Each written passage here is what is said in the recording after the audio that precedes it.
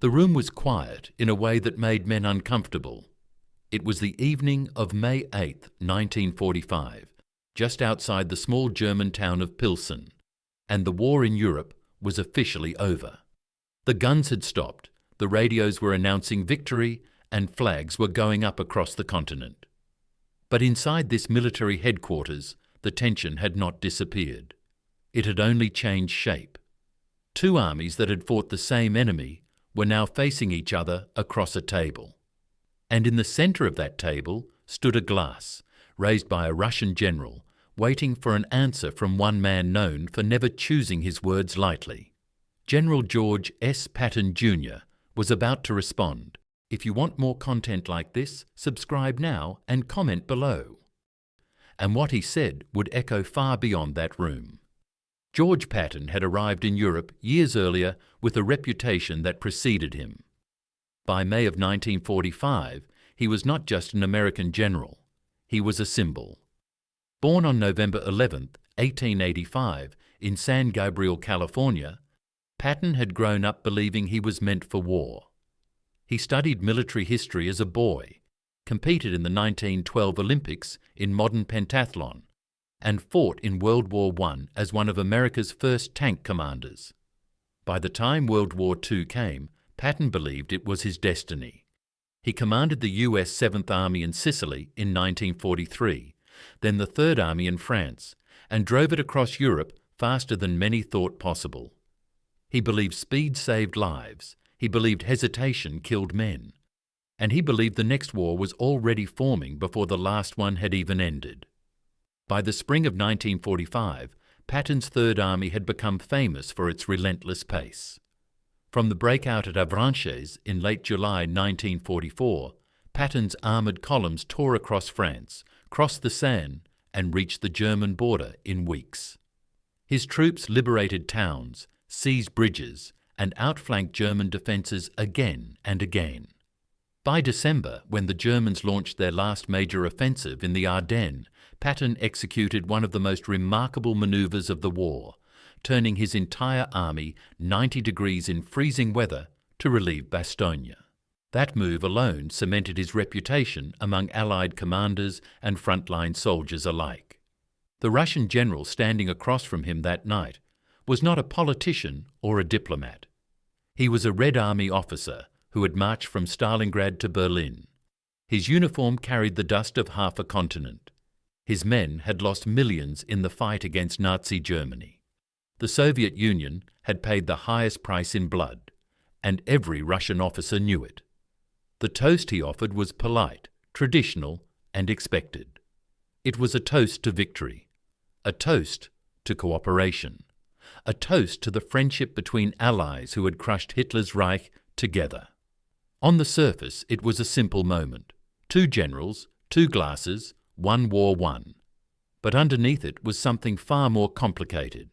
The Iron Curtain had not yet been named, but it was already forming. Patton felt it. He had felt it for months. As early as August 1944, Patton had been writing in his diary that he did not trust the Soviets. He believed they were not liberators, but occupiers. He believed that once Germany fell, the Soviet Union would push west and never stop unless someone stopped them. And he believed that the Western Allies were making a terrible mistake by ignoring that reality. Patton's views were shaped not just by ideology, but by what he observed on the ground. His intelligence officers brought him reports from Eastern Germany and Poland describing forced movements of civilians and the rapid installation of Soviet-backed administrations. Patton listened closely to these reports. He believed armies revealed their intentions by how they behaved after victory, not by what they promised during it. The meeting near Pilsen took place just days after American and Soviet forces had made first contact in Germany.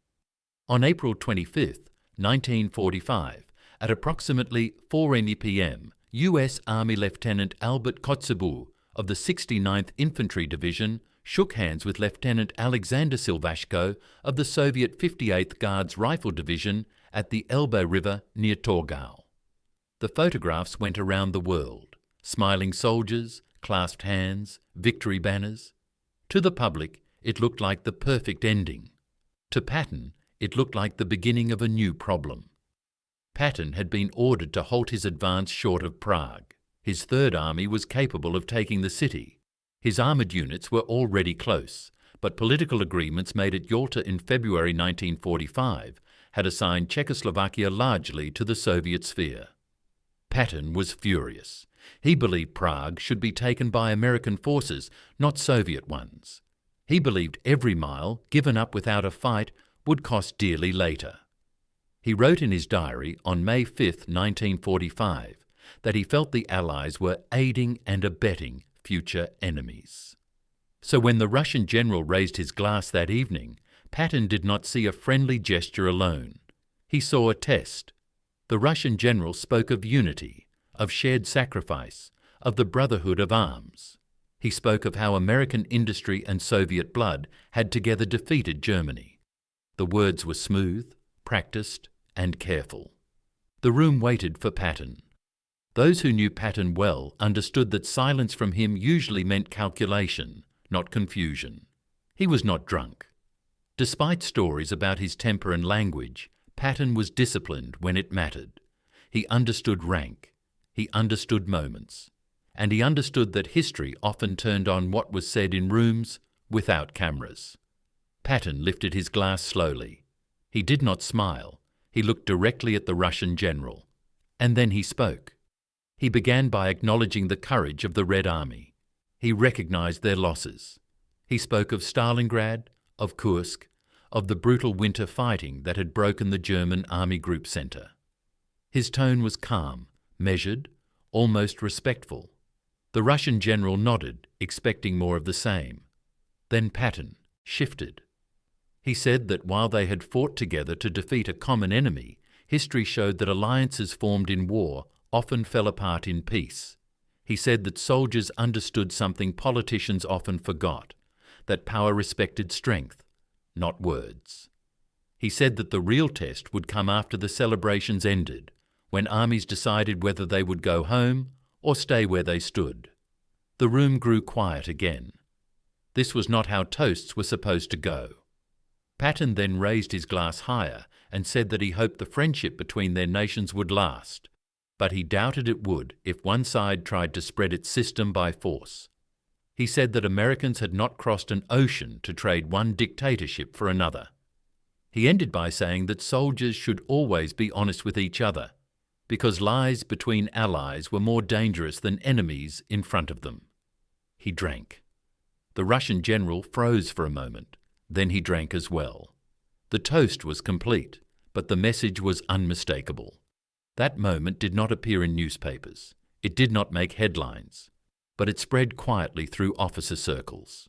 Patton's distrust of the Soviets was no secret, but this was one of the clearest examples of him expressing it directly, face to face, without shouting, without insult, and without retreat. To understand why Patton spoke that way, you have to understand what he had seen in the final months of the war. As his Third Army pushed through Germany in early 1945, Patton encountered concentration camps like Buchenwald. He saw towns flattened by total war. He also saw German civilians terrified not of American soldiers, but of the Red Army. Refugees flooded west, telling stories of looting, mass arrests, and forced deportations. Patton did not excuse German crimes, but he understood fear when he saw it. Patton also believed that the German army, once disarmed, could be used to help stop Soviet expansion. This belief would later cost him his command. In May 1945, Patton openly complained about denazification policies that removed experienced administrators and officers. He believed it weakened Germany and strengthened the Soviets. His bluntness made Washington nervous. General Dwight D. Eisenhower, Supreme Allied Commander, did not share Patton's views, at least not publicly. Eisenhower was a coalition commander. His job was to keep the alliance together until the war ended. He believed confronting the Soviets too early could risk another conflict. Patton believed waiting would make the next war worse. After Germany's surrender on May 7, 1945, Patton's behaviour came under increasing scrutiny. His remarks to the Russian general were only part of a larger pattern. He gave interviews expressing frustration with occupation policies. He compared Nazi Party membership to American political affiliation, a comment that caused outrage. By October 1945, Patton was relieved of command of the Third Army and reassigned to the 15th Army, a paper command focused on writing history. Patton died on December 21, 1945, in Heidelberg, Germany, from injuries sustained in a car accident earlier that month. He never saw the Cold War officially begin, but many later wondered if he had seen it coming more clearly than most. The Russian general that night never publicly responded to Patton's words, but Soviet records later revealed that Red Army officers were instructed to be cautious around Patton. They considered him unpredictable and openly hostile to Soviet interests. To them, his toast was not an insult, but a warning. In the years that followed, Patton's reputation shifted again and again. Some saw him as a reckless warrior, others as a military genius. Some criticized his temper, others admired his honesty. But when the Iron Curtain fell across Europe, and when NATO and the Warsaw Pact faced each other across divided Germany, Patton's words from that quiet room near Pilsen took on new meaning. He had understood that victory did not always bring peace. Sometimes it only changed the shape of the battlefield.